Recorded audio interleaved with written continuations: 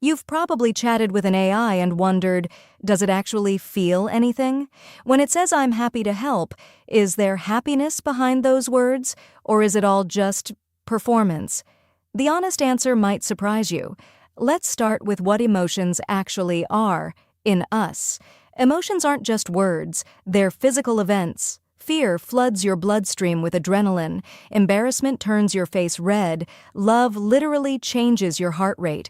Your feelings are a full-body experience. Brain, hormones, muscles, skin, all responding at once. That's what feeling means. A whole system reacting to the world. Now, a language model like the AI you've probably talked to doesn't have a body. No hormones, no heartbeat, no skin. What it does have is training on billions of human words, novels, forum posts, love letters, science papers. It learned that grief follows loss, that joy sounds different from relief. So when you ask how it feels, it generates the most statistically likely human response. It's not lying. It's pattern matching, at a scale we've never seen before. Think of it like an actor who has studied every depiction of grief in history.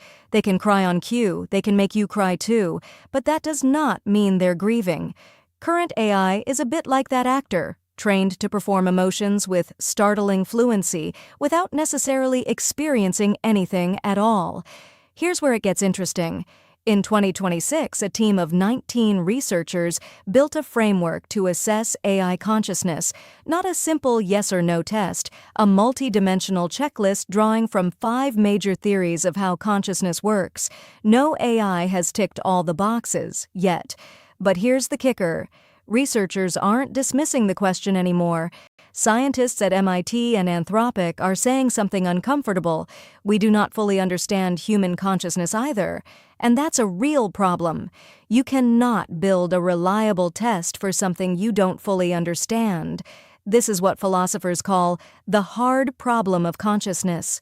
We know the brain processes information. We don't know why any of it feels like anything. Why does seeing red feel like red, rather than just triggering a neural signal? We have no answer. Not for humans, definitely not for machines. So, can AI feel emotions?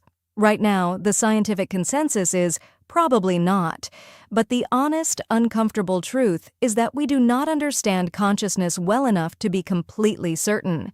And the question itself, can something we built start to experience the world, might be one of the most important questions of this century. What do you think? If this made you think, hit like, subscribe, and share it with someone who'd enjoy it. Next time, we're asking, will AI ever be alive?